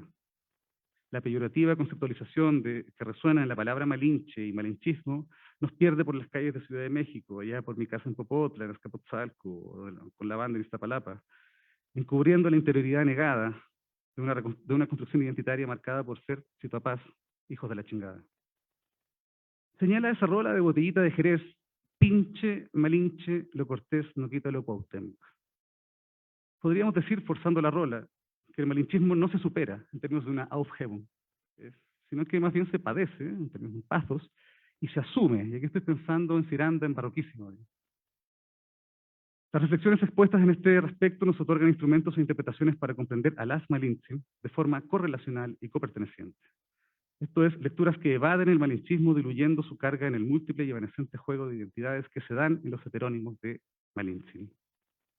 Al enfrentar el problema de repensar a Malinche en las lecturas e interpretaciones de diferentes autores, se vuelve necesario incorporar una actitud particularmente abierta al reconocimiento de otras historias, que subrayen la capacidad de acción y adaptación de los habitantes de estas tierras, estoy hablando de los indígenas, la astucia y el ingenio que tuvieron que desplegar para lidiar con la amenaza patente que representaban los teteos, las poderosas redes femeninas y alimenticias, comerciales y culturales que desplegaron para incorporarlos a su humanidad y a sus linajes, para apropiarse de sus valores y bienes culturales, a fin de modular y encauzar su violencia, para utilizarlas en beneficio propio y sobrevivir. A través de estas lecturas sobre Malinche, volvemos sobre ella como un horizonte de preguntas, Fragehorizont, como agente ya no solamente cultural, sino civilizatorio, como un caso ejemplar para pensar aquella polisémica interacción comunicativa desplegada por lenguas y traductores. Por ello, para comprender a Malinche es importante profundizar en las alianzas y ciertamente en los agentes que la hicieron posible. Entre medio de la traducción cultural de dos mundos en encuentro choque, se forjan espacios para estos agentes código-fágicos, del cual Malinche es la metáfora, y con ello espacios para volver a pensarlo. Luego de 500 años, como parte de un proceso multidireccional, y como diría Bolívar Echeverría, nuestro querido Bolo, todavía en ejecución. Muchas gracias. Lazo Camati.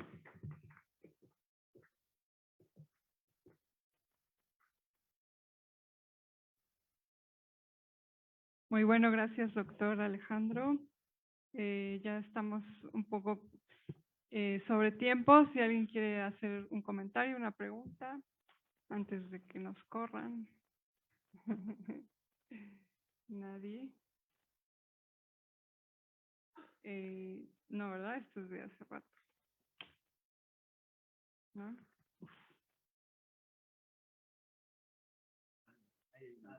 Ah, ya. No, ese es de hace rato, ¿no? Sí. Ah, ¿ahorita? Sí. A ver, le doy la palabra entonces a Álvaro. Sí, muy brevemente. Bueno, te agradezco mucho, Alejandro, muy interesante tu intervención. Claro, hay una conexión muy clara, muy directa con lo de Javier, ¿no? En la medida en la que justamente Bolívar, al desconstruir, digamos, el concepto de mestizaje, vuelve a la figura histórica de Malinche contra la ideología del mestizaje, ¿no? Y bueno, ahí también hay algo interesante, que hay un debate con Paz, con Octavio Paz, ¿no?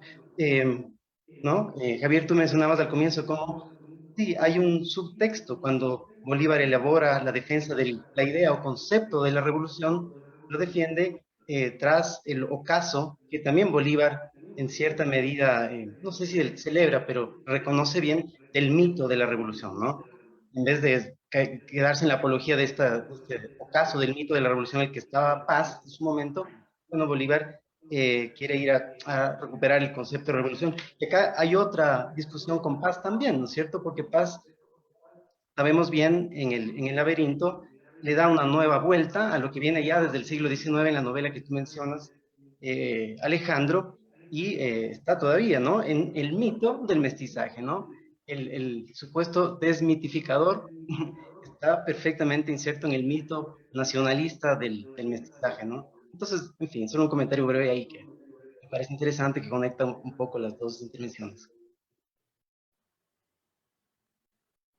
Sí, muchas gracias. Estoy completamente de acuerdo contigo. Es más, sumaría a ello toda la discusión que hace también en Brasil Marcio Goldman, por ejemplo, que es gente que niega el concepto de mestizaje, y creo que, claro, ahí yo retomo la beta que hemos discutido en esta mesa, de que no es necesario cambiar el concepto, bueno, dialogar con la tradición, como dijo muy bien Javier, para precisamente entrarle duro, como decimos en el sur. Te agradezco mucho, y claro, son ideas que todavía no tengo tan bien formalizadas, pero que van mezclando entre la literatura y otras disciplinas para poder pensar este problema de Malinche, ¿no es cierto?, más allá de las herramientas que nos entrega Bolívar Echeverría, que son precisamente basales. Pero queda mucho por decir, pienso yo. Eso.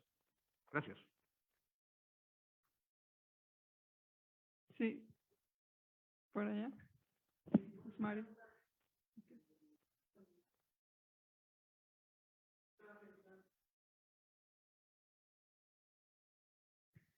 Estaba pensando en esta idea que a partir del proceso, perdón, de codigofagia, sobre todo en el caso de Malinowski, se desarrolla una polisemia interesante, ¿no? Que es un poco lo que nos explicabas.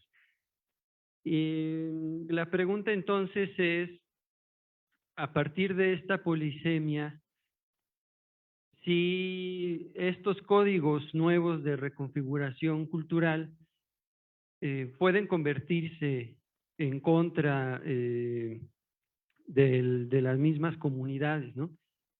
Jugando un poco con la idea de la codigofagia, yo estaba pensando en la vuelta a la palabra al sarcófago, ¿no?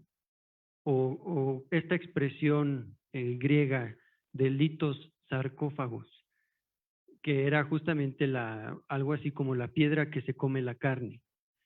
Y, o sea, pensando en ese juego de palabras, pensar si esas nuevas reconfiguraciones o códigos que crean toda esta locura de sentidos, se pueden volver en contra, ¿no? Y un poco ser una especie de cáscara o de sarcófago que se come a sí mismo.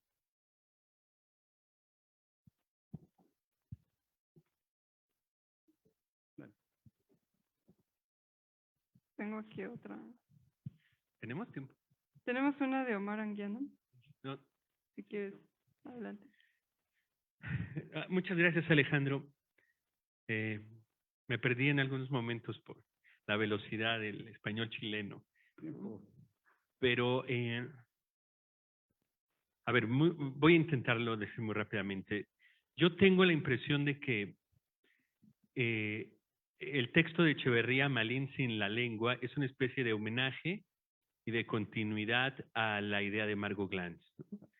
De que está referida la existencia de Malinche como la lengua, y que entonces el ataque tendría que ser semiótico formal y no semiótico político. Okay.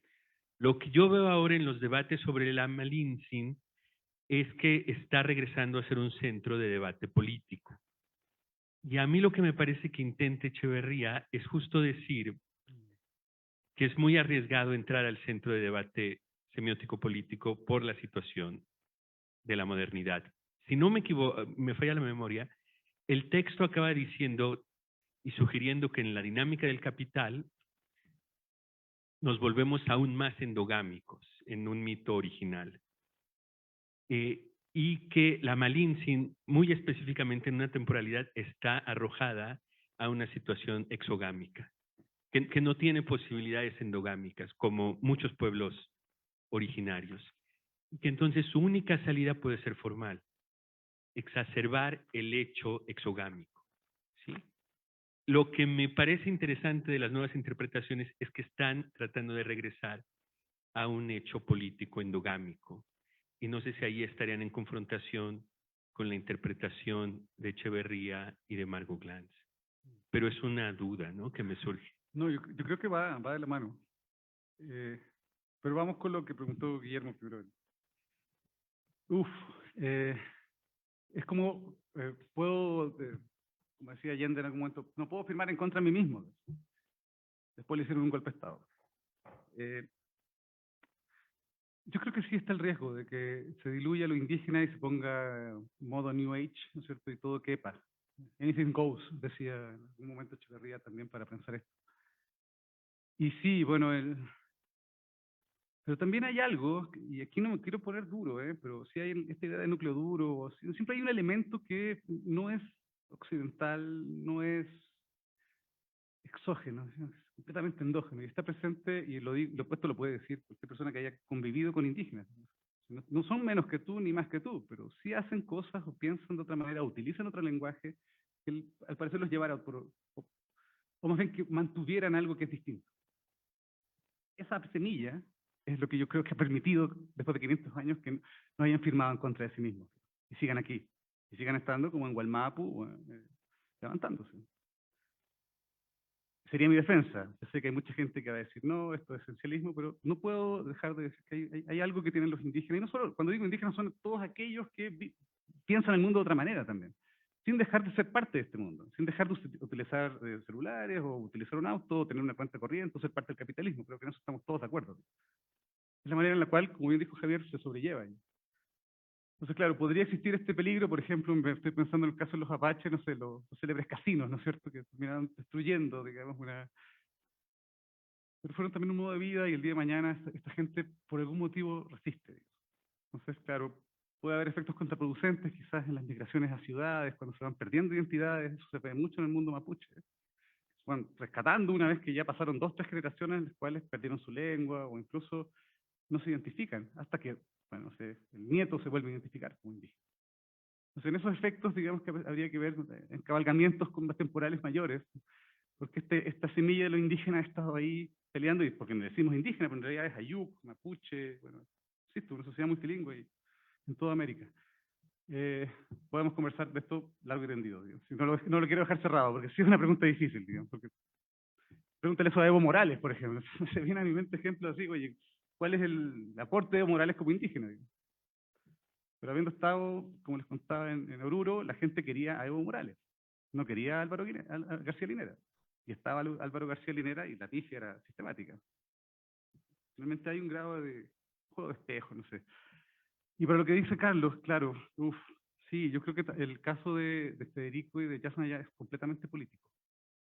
O sea, hay un enlace a propósito de este análisis desde la traducción, que me parece que sería como una beta semiótica, o por ahí podríamos dialogar, pero hay toda una dirección y una necesidad política que esto se enlaza con lo que pasó hasta el año pasado, ¿no es cierto? 500 años de conquista, proyectos de por medio, tenía que ser político.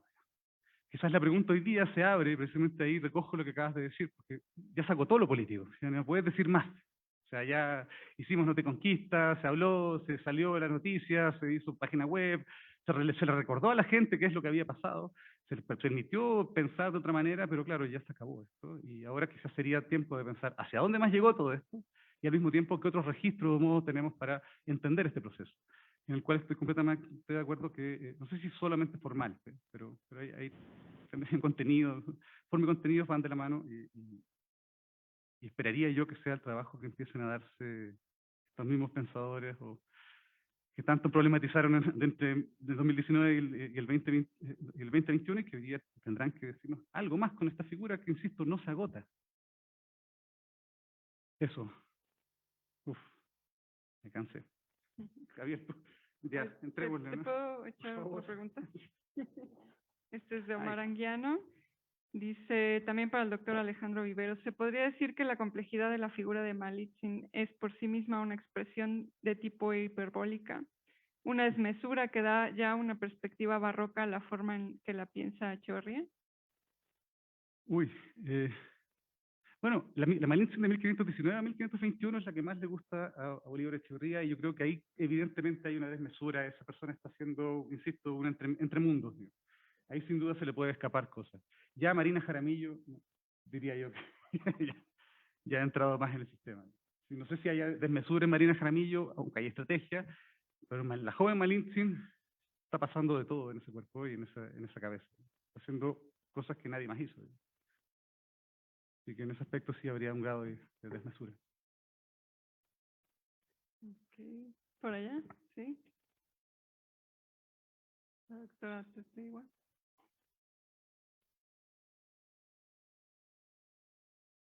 Pues yo peor para entenderte, pero quisiera hacer una pequeña intervención. Además, poco que he tratado de leer también a Bolívar Echeverría de ese primer capítulo de Malinche.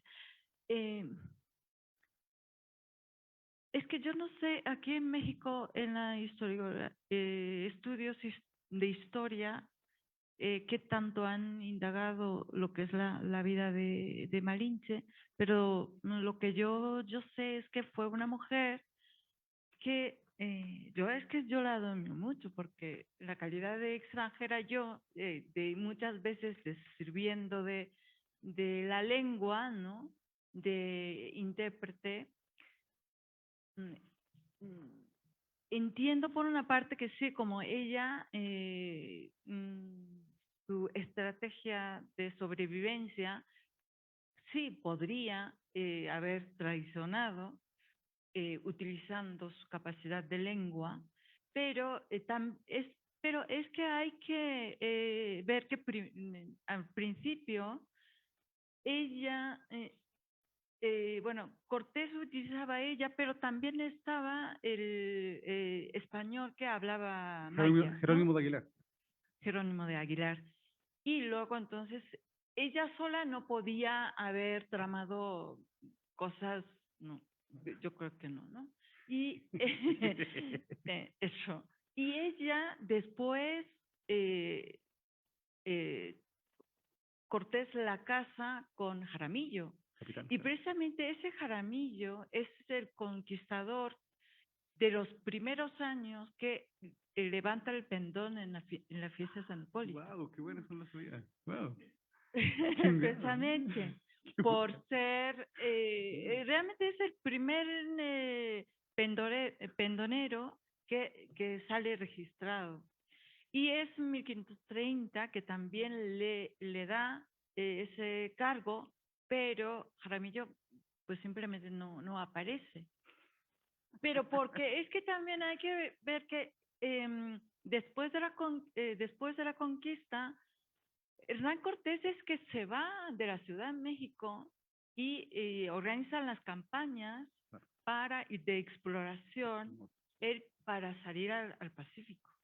Entonces a él nunca le interesa por decirse, nunca le interesa dominar la Ciudad de México, nunca él participa en la fiesta de San Hipólito, aunque eso.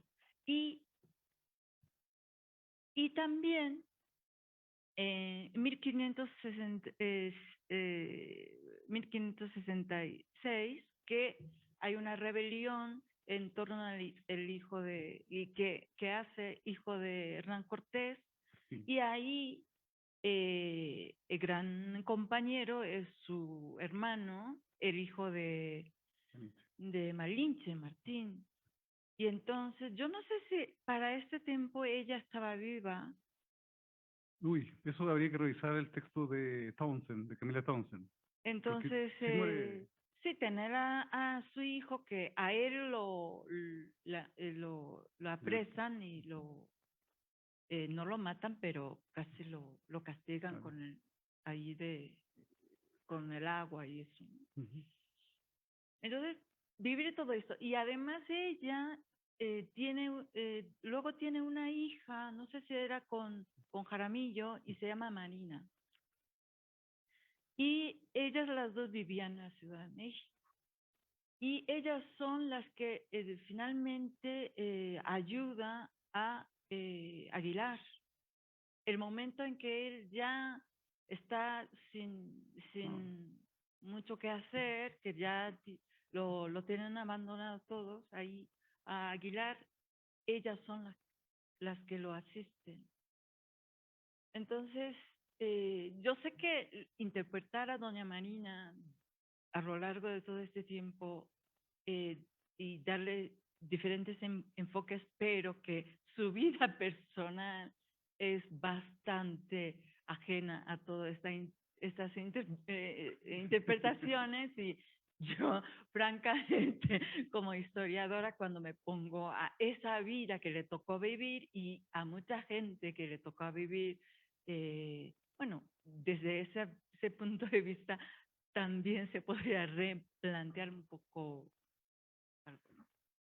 Sí, bueno, Entonces, gracias por el comentario. y además, perdón, otra cosa que es que ella se va acompaña la expedición a Guatemala cuando ella estaba embarazada.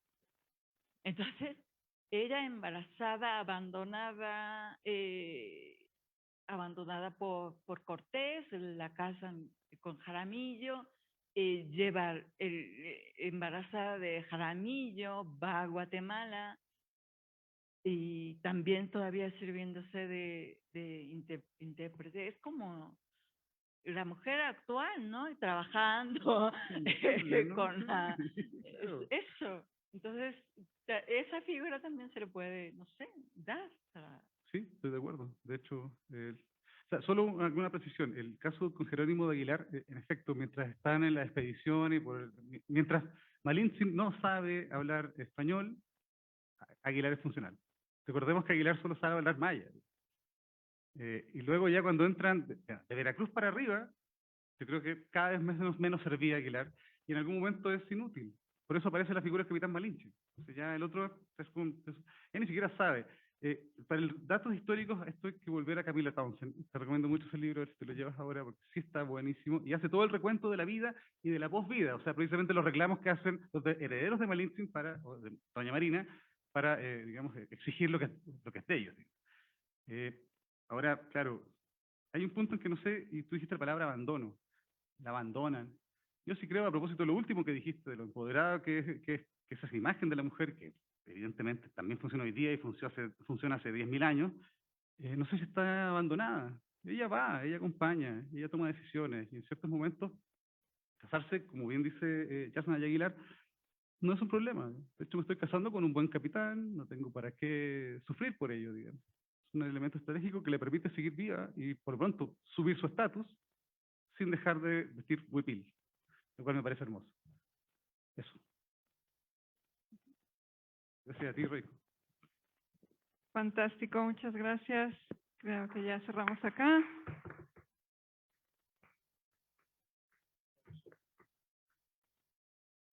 Les dejo la invitación para continuar el día de mañana con el cierre ya del coloquio, la última mesa.